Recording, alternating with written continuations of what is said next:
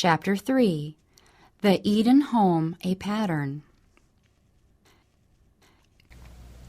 The Eden home of our first parents was prepared for them by God Himself. When He had furnished it with everything that man could desire, He said, "Let us make man in our image, after our likeness." The Lord was pleased with this last and noblest of all His creatures, and designed that he should be the perfect inhabitant of a perfect world. But it was not His purpose that man should live in solitude. He said, "It is not good that man should be alone. I will make him an helpmeet for him." God Himself gave Adam a companion. He provided an helpmeet for him, a helper corresponding to him, one who was fitted to be his companion, and who could be one with him in love and in sympathy. Eve was created from a rib taken from the side of Adam, signifying that she was not to control him as the head, nor to be trampled under his feet as an inferior, but to stand by his side as an equal, to be loved and protected by him, a part of man, bone of his bone, and flesh of his flesh. She was his second self, showing the close union and the affectionate attachment that should exist in this relation. For no man ever yet hated his own flesh, but nourisheth and cherisheth it. Therefore shall a man leave his father and his mother, and shall cleave unto his wife, and they shall be one. God celebrated the first marriage. Thus the institution has for its originator the Creator of the universe. Marriage is honorable. It was one of the first gifts of God to man.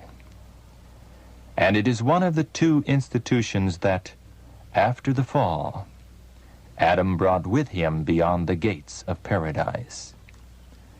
When the divine principles are recognized and obeyed in this relation, marriage is a blessing. It guards the purity and happiness of the race. It provides for man's social needs. It elevates the physical, the intellectual, and the moral nature.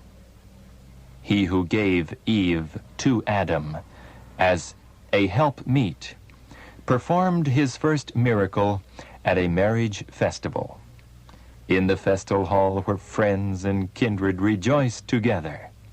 Christ began his public ministry. Thus he sanctioned marriage, recognizing it as an institution that he himself had established.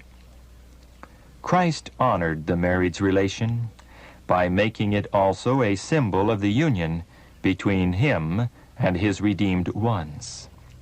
He himself is the bridegroom. The bride is the church, of which, as his chosen one, he says, "Thou art all fair, my love. There is no spot in thee." Adam was surrounded with everything his heart could wish. Every want was supplied. There were no sin and no signs of decay in glorious Eden. Angels of God conversed freely and lovingly with the holy pair. The happy songsters caroled forth their free, joyous songs of praise to their Creator. The peaceful beasts in happy innocence played about Adam and Eve. obedient to their word. Adam was in the perfection of manhood, the noblest of the Creator's work. Not a shadow interposed between them and their Creator.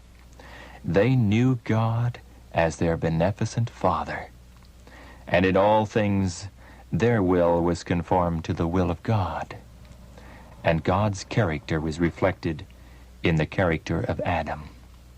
His glory was revealed in every object of nature. God is a lover of the beautiful. He has given us unmistakable evidence of this in the work of his hands. He planted for our first parents a beautiful garden in Eden. Stately trees were caused to grow out of the ground of every description for usefulness and ornament. The beautiful flowers were formed of rare loveliness, of every tint and hue, perfuming the air. It was the design of God that man should find happiness in the employment of tending the things he had created, and that his wants should be met with the fruits of the trees of the garden. To Adam was given the work of caring for the garden. The Creator knew that Adam could not be happy without employment. The beauty of the garden delighted him, but this was not enough. He must have labor to call into exercise the wonderful organs of his body. Had happiness consisted in doing nothing, man in his state of holy innocence would have been left unemployed. But he who created man knew what would be for his happiness, and no sooner had he created him than he gave him his appointed work.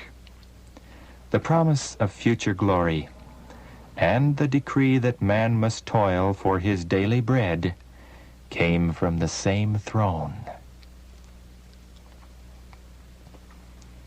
Fathers and mothers who make God first in their households, who teach their children that the fear of the Lord is the beginning of wisdom, glorify God before angels and before men by presenting to the world a well-ordered, well-disciplined family, a family that love and obey God instead of rebelling against him.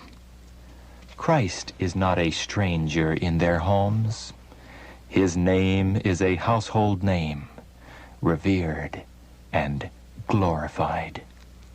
Angels delight in a home where God reigns supreme and the children are taught to reverence religion, the Bible, and their Creator.